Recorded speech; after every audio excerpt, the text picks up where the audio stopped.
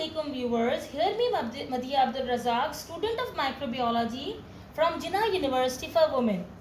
Today I am going to present COVID-19.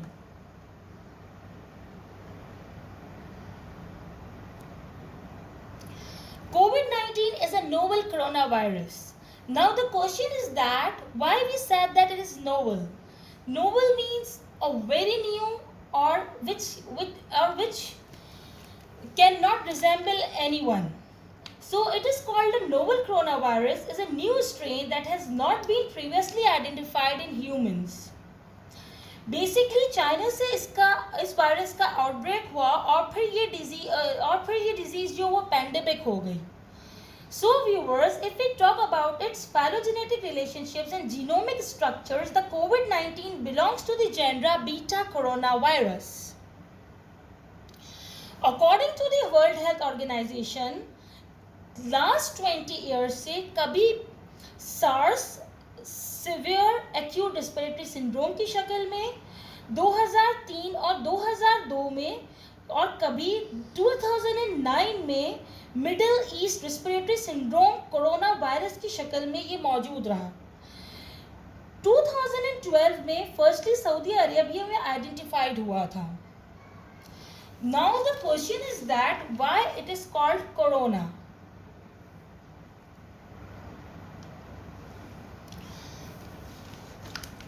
इस word corona का बहुत सारे डिफरेंट मीनिंग्स हैं डिफरेंट सब्जेक्ट्स में. कुछ लोग कहते हैं इसके ऊपर जो स्पाइक्स हैं वो उसको क्राउन शेप अपीयरेंस दे रहे हैं. जैसे अगर एस्ट्रोनॉमी में देखा जाए तो स्मॉल सर्कल और disc of light is called corona. इसी तरीके से अगर हम इस स्लाइड में देखें तो अकॉर्डिंग टू वायरोलॉजिस्ट इसके कुछ कैरेक्टरिस्टिक्स जो है वो fringe of projections on the outside of the virus resembles like the solar corona. जैसे कि आप स्लाइड के राइट साइड पर देख सकते हैं कि वहां पर आपको fringe of projection on the outside of the virus जो है वो एक सोलर कोरोना लाइक की अपीयरेंस नजर आ रही है.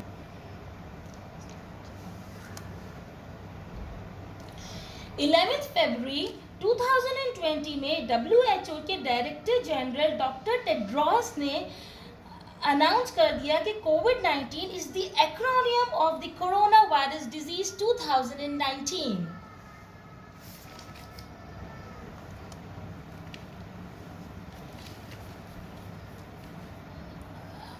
सो व्यूवर्स, अगर अब हम कोरोना वायरस के स्ट्रक्चर की बात करें तो कोरोना वायरस के अगर हम स्ट्रक्चर की बात करें तो कोरोना वायरस एक स्फेरिकल शेप्ड एनवेलप्ड वायरस है. Single stranded positive sense RNA virus है. इसके स्ट्रक्चर में मौजूद है स्पाइक्स और glycoproteins. RNA and N proteins ये एक इन्वेलप प्रोटीन है और हीमोग्लूटिनिन ईस्टरेज डाइमर प्रेजेंट होता है इसके पास. स्पाइक ग्लाइकोप्रोटीन वायरस को होस्ट सेल्स के साथ अटैचमेंट में मदद करता है. हीमोग्लूटिनिन ईस्टरेज डाइमर सियालिक एसिड रिसेप्टर्स को कट करता हुआ सेल के अंदर एंटर होता है. आरएनए न्यूक्लियोकैप्सिड बनाने में वायरस को हेल्प करता है. The role of replication process in pathogenicity. First of all, SARS-CoV-19 binds to the ACE2 and allow COVID-19 to enter and infect the cells. SARS-CoV की तरह COVID-2 भी प्रोटीएज यूज करेगा process को complete करने के लिए.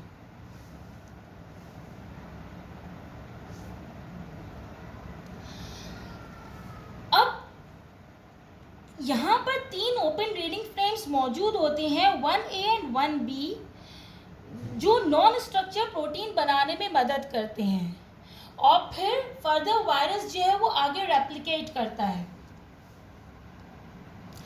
अगर हम इसकी ट्रांसमिशन की बात करें तो इसकी ट्रांसमिशन जो है वो ड्रॉपलेट ट्रांसमिशन के थ्रू होती है. जब पर्सन क्लोज कांटेक्ट में होते हैं एक दूसरे के साथ तो 1 मीटर के क्लोज कांटेक्ट पर मौजूद, जब पर्सन 1 मीटर के क्लोज कांटेक्ट पर मौजूद होगा तो it occurs when it is greater than, और तो ट्रांसमिशन हो जाएगी, and it occurs when it is greater than 5 to 10 micrometre in diameter. ये कैसे ट्रांसमिट होते हैं? ये क्लोज कॉन्टैक्ट से ट्रांसमिट होंगे, कफिंग से, स्नीजिंग से। ड्रॉपलेट ट्रांसमिशन के जरिए होती है, इसकी ट्रांसमिशन ड्रॉपलेट्स के जरिए होती है थ्रू कफिंग और स्नीजिंग, और ड्रॉपलेट्स ट्रांसमिशन में also occurs through fomites. Now the question is that what are fomites? Fomites कोई से भी नॉन लिविंग पार्टिकल्स होते हैं, कोई से भी नॉन लिविंग चीज़ें होती हैं जिसके सर्फेसिस पर जो है जाके ये वायरस अटैच हो जाता है। जैसे कि मोबाइल फ़ोन्स हैं, आप इन डायग्राम में देख सकते हैं, मग्स हैं, क्लोथ्स हैं, इयररिंग्स हैं, तो ये जो सारी चीज़ें हैं ये फोमाइट्स कहलाती हैं, यानी कि ये सरफेस को इन्फेक्टेड कर देती हैं। अब आप जैसे कि इस पिक्चर में देख सकते हैं एयरबॉर्न ट्रांसमिशन भी। Airborne transmission is different from droplet transmission as it refers to the presence of the microbes within droplets nuclei, which are generally considered to be particles is lesser than 5 micrometer in diameter and which results from evaporation of larger droplets. They may remain in air for long periods of time.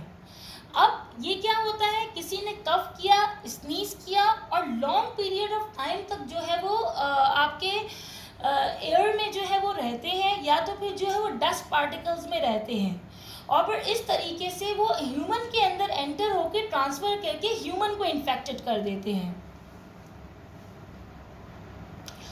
अगर हम कोविड-19 के diagnosis की बात करें और अगर हम इसकी रेडियोलॉजी की बात करें, तो रेडियोलॉजी में हम बेसिकली करवाते हैं चेस्ट सीटी।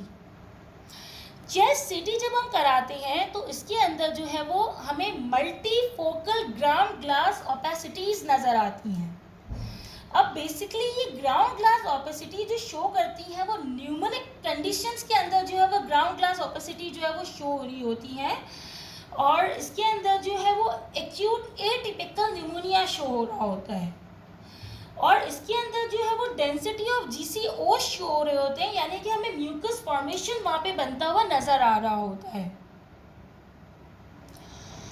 The sliced chest CT plays a vital role in early detection, observation and disease evaluation.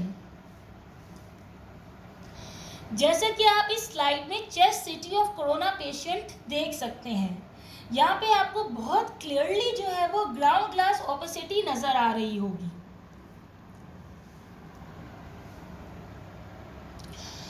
RT-PCR एक हाईली सेंसिटिव मेथड है टू डायग्नोज द कोविड-19 वायरस। ये तो थे हमारे लैब डायग्नोसिस, और ये तो थे हमारे लैब डायग्नोसिस और रेडियोलॉजी डायग्नोसिस। अगर हम क्लिनिकल डायग्नोसिस की या इसके साइंस एंड सिम्टम्स की बात करें तो ये डिजीज़ हमें 3 तरह से शो करता है। सबसे पहले mild, moderate and then severe.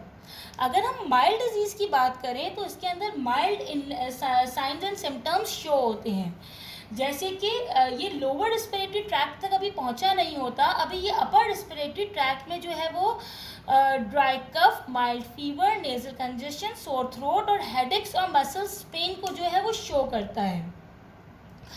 लेकिन इसके अंदर अभी जो है वो सिवियर सिम्टम्स मौजूद नहीं होते, जैसे कि डिस्पनिया हमारे पास शॉर्टनेस ऑफ ब्रेथ को कहते हैं। अभी फ़िलहाल ये हमें जो है वो बिल्कुल माइल्ड सिम्टम्स दे रहा होता है और शॉर्टनेस ऑफ ब्रेथ तक ये डिजीज़ अभी नहीं पहुंची होती। फिर उसके बाद जो होती है वो फर्दर होती है मॉडरेट सिम्टम्स। अगर हम मॉडरेट डिजीज़ की बात करें तो पेशेंट्स के अंदर जो है अब यहाँ पर रिस्पिरेटरी सिम्टम्स ऑफ कफ मौजूद होता है। जो पहले जो कफ थी वो ड्राई कफ थी, अब ये आहिस्ता आहिस्ता जो है वो ड्राई कफ से जो है वो म्यूकस कफ की तरफ ट्रांसफ़र होना शुरू हो जाती है ये डिजीज़। और अब इसके अंदर थोड़े से शॉर्टनेस ऑफ ब्रेथ आना शुरू हो जाती है, लेकिन अभी भी इसके अंदर उस तरीके से वो सिवियर डिजीज जैसे साइंस एंड सिम्टम्स मौजूद नहीं होते। अब अगर ये डिजीज सिवियरिटी की तरफ चली जाती है तो आप देख सकते हैं कि patients with severe disease present with severe pneumonia, और यहाँ पे आप देख सकते हैं कि अब यहाँ पे जो है वो पेशेंट को वेंटिलेटर पर डाल दिया जाता है ताकि उसे जो है वो ब्रेथ लेने में आसानी हो। और अब यहाँ पे जो acute respiratory distress syndrome, sepsis और सेप्टिक शॉक की कंडीशन स्टार्ट हो जाती है।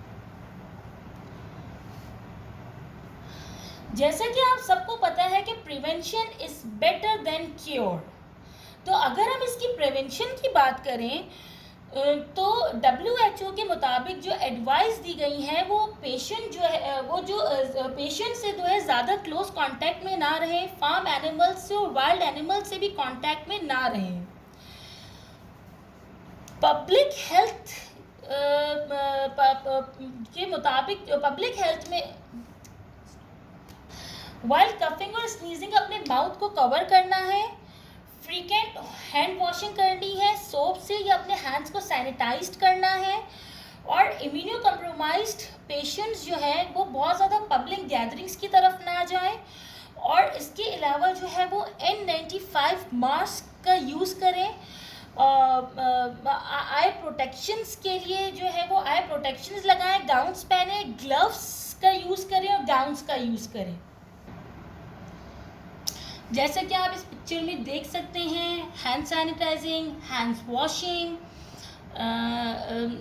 Social distancing to stop the covid.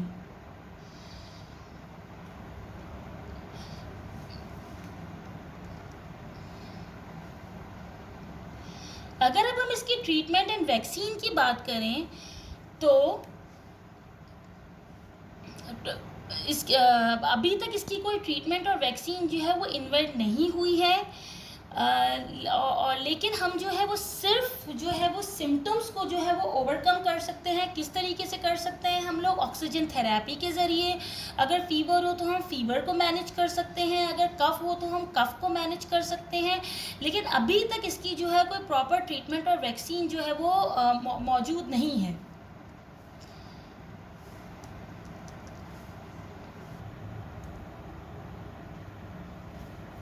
How plasma therapy works, ये एक ट्रीटमेंट है कि जो पेशेंट जो है वो जो कोविड-19 से सफ़र हो चुका होता है तो एंटीबॉडी रिच प्लाज्मा को रिकवर्ड कोविड-19 पेशेंट्स में से इंजेक्ट करके इन्फेक्टेड कोविड-19 पेशेंट्स के अंदर इंजेक्ट किया जाता है। एंटीबॉडीज इम्यूनोग्लोबुलिन भी कहलाती हैं और proteins in blood that fight specific viruses. Donor antibodies sick person को टेम्परेरी हेल्प करती हैं to fight infections. Thanks for watching viewers, stay home, stay safe, जज़ाकल्लाह।